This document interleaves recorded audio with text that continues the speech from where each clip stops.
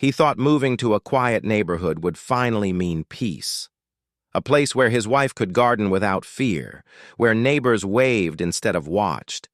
But one hot afternoon, that illusion shattered. A man in a fake uniform, claiming authority he didn't have, stood over his wife and with a single slap turned their dream into a nightmare. It wasn't just an insult. It was an attack rooted in arrogance, power, and prejudice. And her husband, a man trained for war, was about to show the imposters what real consequences look like. But what led up to that moment was even darker and far more dangerous than anyone imagined. Jack Donnelly thought he'd finally left chaos behind. After 2 decades of service as a Navy SEAL, he and his wife Hannah wanted nothing more than a quiet corner of Texas to call home. Their new neighborhood seemed perfect. Tree-lined streets, kids riding bikes, the kind of place where peace felt possible. Jack filled his mornings with long runs, Hannah with her roses and evening tea on the porch swing. But peace can be fragile. Little things started to crack the surface. Strangers in knockoff uniforms, neighbors whispering about threats that never made sense, rules that sounded more like warnings. Hannah brushed it off at first. Jack didn't. He'd seen enough to know when danger was circling. What neither of them realized was how quickly those shadows would step out into the daylight and strike where it hurt most. But when the first confrontation came, it wouldn't just test Jack's instincts. It would force him to reveal the part of himself he'd hoped was gone forever.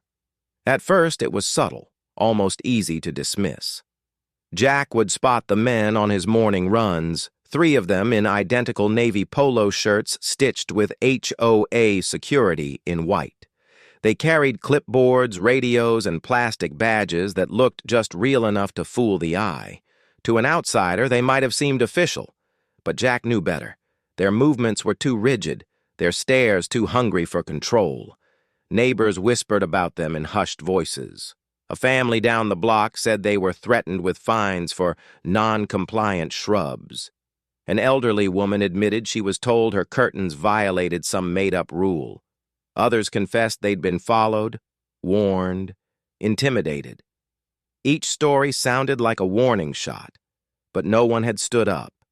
Fear was winning, and the fake enforcers knew it.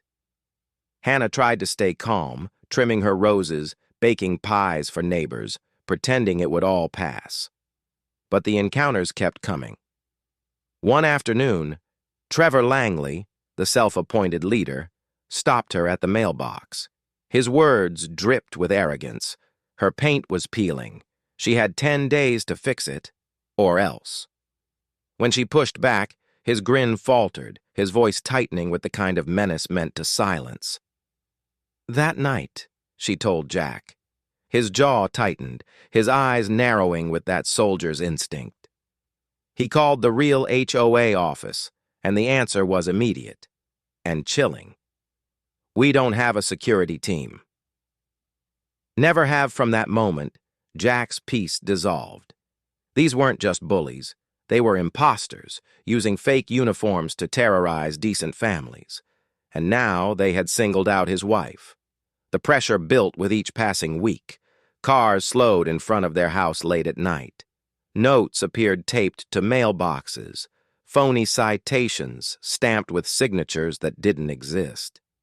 Neighbors avoided eye contact in daylight, too scared to admit the truth. A once friendly street now felt like occupied territory. Jack's patience thinned.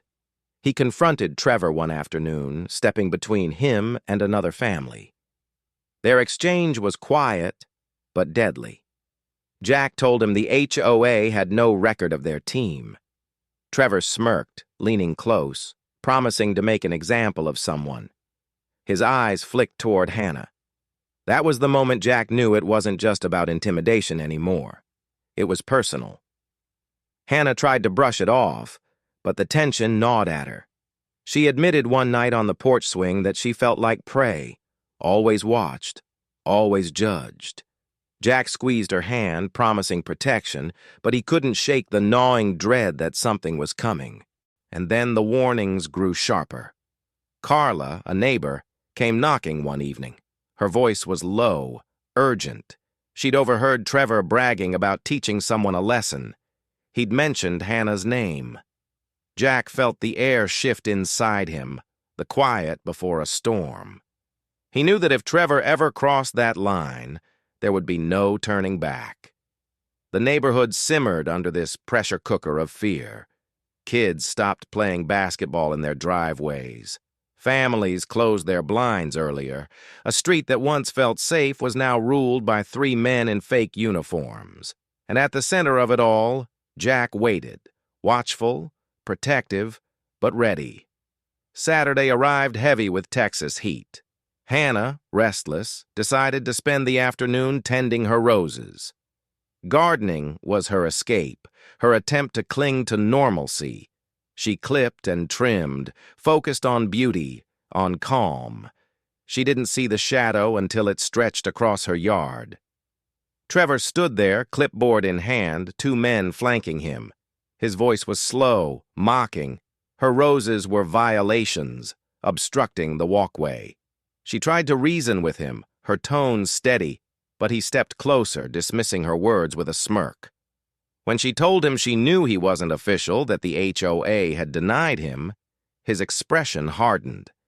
And then, without warning, his hand cracked across her cheek. The sound tore through the street like a gunshot. Neighbors froze, horrified. Hannah staggered, clutching her face, but she refused to cry. What Trevor didn't know was that Jack had been watching from the porch, every muscle tense. And now, the soldier inside him was awake. Because what came next would turn a quiet street into a battlefield, and no one was ready for the fury about to be unleashed. The slap still rang in the air when Jack moved. Years of discipline collapsed into instinct. One second he was on the porch, the next he was in front of Trevor, eyes sharp as glass. His voice was low, almost calm, but every word carried the weight of fire. "You hit my wife." Trevor tried to laugh, to twist it into bravado, but the fear in his eyes betrayed him. Jack's fist met his jaw with the precision of a man who'd spent his life ending fights before they began. Trevor crumpled to the dirt, groaning, his clipboard skittering across the pavement. The 2 men behind him lunged forward. One swung wildly, but Jack sidestepped, grabbed his wrist, and yanked him down with brutal efficiency. The other rushed from the side, only to be met with a sharp elbow to the ribs that dropped him gasping onto the grass. The crowd of neighbors gasped, some whispering prayers, others clutching their phones to capture what they had only dreamed of seeing. Someone standing up to the imposters. Hannah, hand still pressed to her stinging cheek, watched in stunned silence. She had seen her husband in battle mode before, flashes of it in restless nights, fragments of memory he never fully shared. But never here, not in their front yard, not like this. The soldier she'd lived with for 20 years had returned, fierce and unyielding, but this time it was to defend her. Trevor spat blood onto the sidewalk, trying to crawl backward. His voice cracked as he forced out the words. "You think you're a hero? You don't know who you're messing with." Jack leaned down, his shadow falling over him. His voice was controlled, but the steel in it made the street hold its breath. "No. You don't know who you're messing with." "You laid hands on my wife. That's something you don't walk away from." The imposters scrambled, desperate. But Jack's gaze froze them where they stood. Around them, the neighborhood stirred like it was waking from a long sleep. Mrs. Reynolds, trembling, whispered loud enough for others to hear. "We've all seen it. We've all lived under them." Carla Park stepped forward, her voice unsteady but defiant. "He slapped her. We're not afraid to say it anymore." It was as if months of silence cracked wide open in that single moment. The power Trevor had clung to was gone. bleeding out onto the concrete with every second he stayed pinned under Jack's shadow. And then, faint at first but growing louder, came the sound of sirens. Blue and red lights reflected off the windows at the end of the block.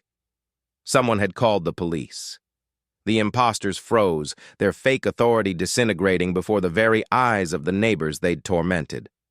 Jack held Trevor against the ground, his voice quiet, deliberate, final. Pray those sirens are for you. Because if they're not... I'm not finished. The neighborhood was no longer silent. It was alive. Voices rose, phones recorded, children peeked from behind their parents. The illusion of power the fake enforcers had built was shattered in seconds, and the world was watching. But as the squad cars pulled up and real officers stepped out, the question that hung in the air was heavier than any punch. Would justice finally be served, or would the system find a way to turn the tables yet again? Because for Jack and Hannah Donnelly, this fight was only the beginning. The flashing lights painted the street in red and blue as officers poured out of their cars. Neighbors pointed, voices overlapping, every detail spilling out now that fear had finally broken. Trevor and his men were lined up against the squad car, their cheap badges and fake IDs exposed for what they were, plastic tokens of power built on lies. For months they had controlled this neighborhood through intimidation, and in seconds it had all unraveled. Hannah stood with her husband's arm around her shoulders, cheeks still burning, but her gaze steady. She wasn't just a victim. She was a witness to resilience, to the moment her community found its voice again. Jack didn't boast, didn't gloat. He simply held her close, watching as the truth came to light. But the deeper wound wasn't only the slap or the threats. It was the silence that had allowed it to go on for so long. Good people had stayed quiet, too afraid to speak, until violence forced the truth into the open.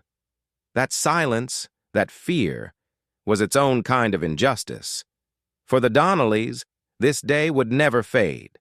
Hannah would carry the sting of that hand forever, not just on her skin but in her memory, a reminder of what it feels like to be targeted, disrespected, dehumanized in broad daylight.